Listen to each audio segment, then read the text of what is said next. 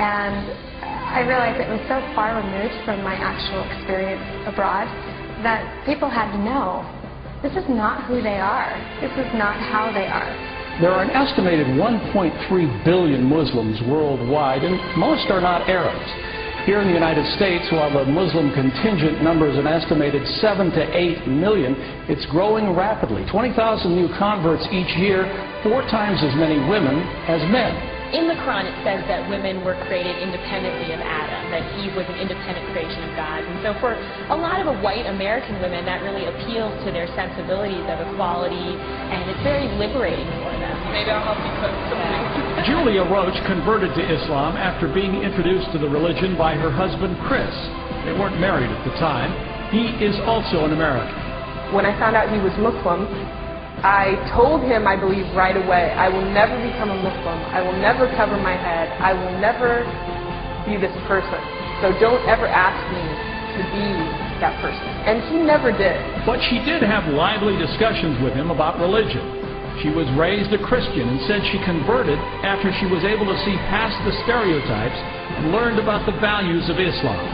The concept of freedom and liberty of each individual person and the rights of each person, and that's all wrapped up in the theological teachings of Islam. In the New Testament, Jesus made reference to the bronze serpent as a picture of his crucifixion. He said, "As Moses lifted up the serpent in the wilderness, even so must the Son of Man be lifted up, that whosoever believeth in him should not perish, but have eternal life." Some believe that the serpent cross is the original inspiration for the American dollar sign today. While the image of the bronze serpent holds a very particular meaning for Christianity, David Oveson explains that Kabbalists and alchemists find an interesting parallel in the Hebrew gematria.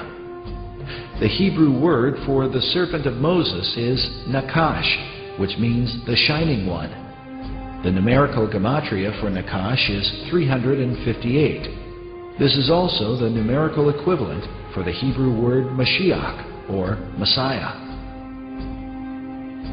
Oveson claims that these numerical equivalents allowed magicians to draw a connection between the brazen or bronze serpent and the Messiah.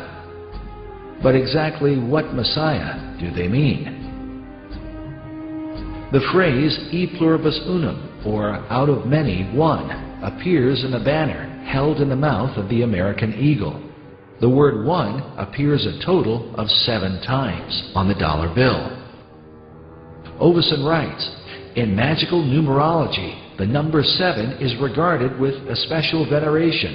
Certain texts that deal with the meanings of numbers insist that 7 stands for the complete temple." The temple he refers to is the ancient temple of God, built by King Solomon in the city of Jerusalem. Oveson goes on to say that the concept of a complete temple is symbolized by the unfinished pyramid of the Great Seal, where the symbol of a Messiah figure is also shown with the all-seeing eye, representing the capstone that will one day complete the pyramid. In other words, when the Messiah emerges, then will the temple be complete. But just who this Messiah will be is the subject of intense debate, and the clues to his identity are said to be related to the temple itself. In the New Age are into astral projection and in contact with these spirit beings, and there really are spirit beings out there. They refer to them as the Masters of Wisdom, or the Great White Brotherhood, or the Enlightened Ones, and they believe that they are guiding society. These are actually demonic forces and demonic beings, and of course they can materialize and disappear. The average individual says, "Oh, that can't be true," and yet it is true. And when you talk to the people who are dealing with this, they come in contact with us many times. They have accessed this other dimension, which is truly a demonic dimension. And of course, tragically, it's becoming increasingly apparent here in America as we turn our back on God, and we're not really a secular society. We've gone from being a Christian society to a secular society, and now a society dominated by the occult forces, of which are intent upon ruling the world. If it's true that the Roriks were in contact with the spirit realm, is it then possible that these same powers could have somehow influenced the design of the dollar bill? And I know some of this is review for people that have gone through this, but I still think for people that don't know this, it's important to understand these things. This is a dollar bill, which is the now devalued dollar bill. And on the back of the dollar bill, there's a seal on this side. It's called the Great Seal of the United States. That's what it's called. It's their seal. Now, behind the seal, this is actually what is behind the Great Seal of the United States, is a pyramid with one eye. Now, the one eye is the sun god, Re, which is where we get the word ray, sun rays. It is the sun god, same Mithraic character. And he shows up again and again. This is the Masonic god of the ray. If you look, you'll see the pyramid is built except for the top. It's built except for the top. The eye is suspended above the top. It hasn't come down yet.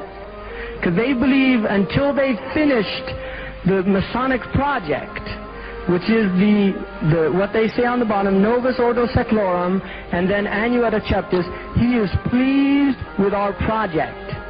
In other words, the God they believe in is pleased with our project. What is the project? This is the question. What is the project that this God is pleased with? The project is literally the secularization of the world. To completely strip the world from religious beliefs. This is the project, and that is why it is called Novus Ordo Seclorum, a new secular or worldly order. If you translate that into Arabic, it would be a Nizam al-Alami ad-Dunyawi, not al-Jadid. It would be a Dunyawi, the new temporal order, the new order of the world. And we know what dunya is in Arabic. Dunya has a negative connotation in Islam, unlike alam, which does not have a negative connotation. If you read the Quran, alam is not a negative connotation. Rabb al-Alameen, Allah is Lord of the Alameen. We are part of the alam. The alam is the passive form of alim. It's what is known. It is how we know al-alim. The world is how we know Allah. We don't know Allah through dunya. Dunya is the illusory nature of the world. It's the gharura, it's the aspect of the world that deludes you, thinking that you're permanent, thinking that you can transgress, thinking that you're independent from Allah. This is the dunya. Zionists do not, as they claim, represent the Jewish people. They like to claim they represent the Jewish people, but they most certainly do not. Anti-Zionism is not anti-Semitism. Authentic Orthodox Jews totally oppose Zionism. They sympathize entirely with the Palestinian cause, and they protest the wrongs that were done to them.